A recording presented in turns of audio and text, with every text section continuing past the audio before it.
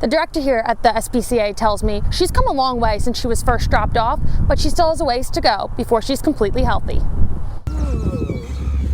She's a little thin, isn't she?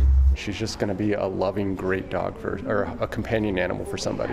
Goldie is a Great Pyrenees mix. She was abandoned in Dover last week. The SPCA tells me she was not microchipped, she was malnourished, and she didn't have a name. So the name Goldie was chosen with intention. Because she's a golden dog and she's beautiful, and also her personality is sparkly. You are so pretty. The SPCA says Goldie had some bumps and bruises from being thrown from the moving truck, but it's the chronic conditions she has that hold more cause for concern. Goldie came into our care in not good shape. She has a prolapsed uterus. It's a chronic condition, so she's been suffering for a while. And she also came in underweight. She was thin, and also with ear infection too. Northern York County Regional Police say they're still looking for the black pickup truck and the person who did this. Officers say they're following up on tips. And as for Goldie, she's still smiling through it all. It's going to be a bit of a medical journey for her until we can get her healthy and available for adoption, but she's resilient, so she'll be fine.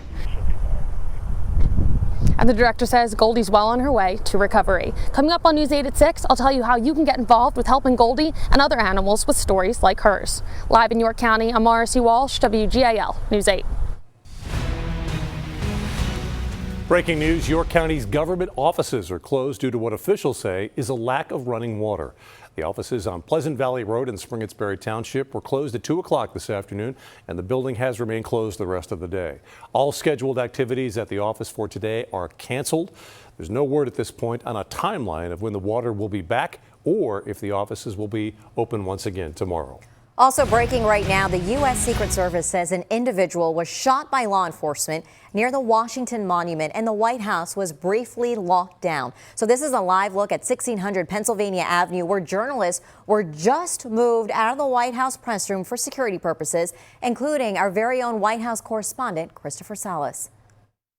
A security scare here at the White House as it was put on lockdown earlier today. All of the reporters who report here from the North Lawn were rushed into the press briefing room by Secret Service after there was a shooting nearby near the Washington Monument. Now, it was a hectic couple of moments there when you could see some of the Secret Service agents running here down this roadway, which is just adjacent to the North Lawn, with their long guns telling reporters to get inside. We were only inside of the press briefing room for about 5 minutes or so before everything was all clear. At the White House, I'm Christopher Salas. The Lebanon Fire Department evacuated 22 homes today after a gas leak. The fire chief tells News 8 there was a reported natural gas line hit just before 11:30 on North 4th Street. They decided to evacuate the homes in the area, moving 34 people. The evacuation lasted about 40 minutes, and UGI secured the leak. And just 3 days after repairs, a railroad bridge in Seven Valleys, York County, was hit today. A spokesperson for York County tells us a slow-moving truck lightly tapped the bridge this morning, backed up and turned around. He says there is no noticeable damage, and the repairs last week included removing old paint, heat straightening the bridge, and replacing damaged signs. And no word on any potential charges tonight after a man was killed by a tractor trailer in the parking lot of a Lancaster County gas station. So East Lampeter Township police say Daniel Sweeney, a 75-year-old man from Gordonville, died at the scene after he was hit by the truck in the parking lot of the Sheets on Old Philadelphia Pike. It happened around 1 in the afternoon as Sweeney was walking from the gas pump's tow to the store. Now, police do not know who the driver is, but they have not detailed any citations or charges just yet. Also, a Lancaster City fire truck was involved in a crash last night. A city spokesperson tells us it happened at North Duke and East Ross Streets around 7:45. He says a car was turning from Ross onto Duke, did not see the truck, which had the right of way. The fire chief tells News 8 there were no injuries and minor damage. Harrisburg police are investigating after gunshots were fired at 2 homes just hours apart in the city's Midtown neighborhood. The first happened around 8 o'clock last night at a home at 4th and Minnick Streets. And then, just hours later, police say a home was shot at around 1 a.m. Monday morning in the 1900 block of North 5th Street. No one was hurt in either one of these incidents. Police have not said whether anyone was inside the homes at the time. Police in Columbia and Lancaster County are asking for help catching some vandals. Just after 1 in the morning last Tuesday, police say 2 people entered Mackle Park and committed a deliberate act of arson at the park's basketball court. The blaze there damaged the court with a melted zipper found fused to the surface. The pair was seen leaving the park, heading towards South 5th Street. All right, let's take a live look over Lancaster right now. Warm and sunny for now, but this picture is going to be looking a lot different by midweek. But let's soak in that blue while we can. Here's meteorologist Mike Susko with a look at the changes ahead.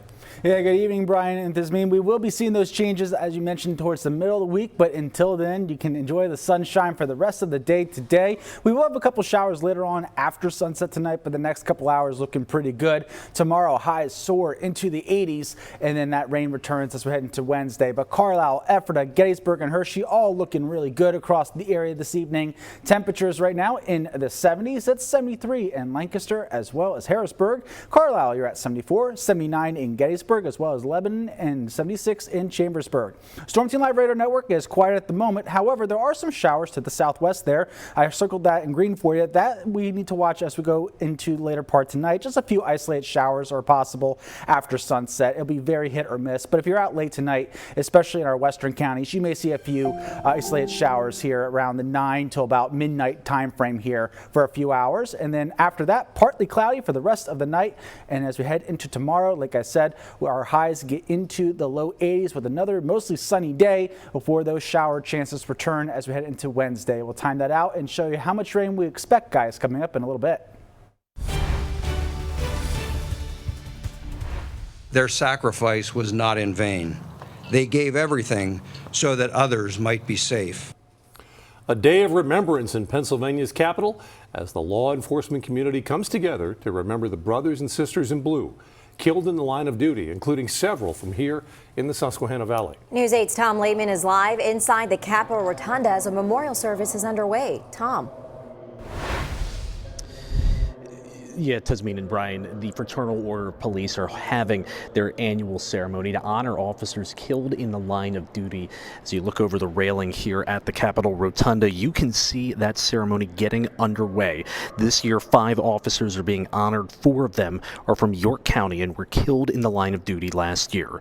Those members of law enforcement being honored: Patrolman Andrew Duarte with the West York Borough Police, who died while trying to rescue hostages at a York County hospital, as well as 3 detectives with Northern York Regional Police: Detective Mark Baker, Detective Sergeant Cody Becker, and Detective Isaiah Emmenhauser, who were ambushed while searching for a gunman. That man was laying in wait for the mother and the daughter who he was dating previously, and they went in to serve a warrant and they had no chance, basically. We were fortunate enough, there were other officers injured there. We didn't have more casualties there or officers that were killed in line of duty. Also honored today was Corporal Timothy O'Connor of Pennsylvania State Police, who was fatally shot during a traffic stop in Chester County earlier this year. His name memorialized along 104 other names on a state police monument outside of PSP headquarters. Also being honored, Officer Andy Chan of the Philadelphia Police Department. He suffered serious injuries in 2019 in a motorcycle crash, and he died from those injuries that were, again, continuing from what had happened in 2019 last year. Again, he is one of the 5 being honored at this ceremony. We'll have more coverage coming up later, but for now, here at the state capitol, Tom Lehman, WGAL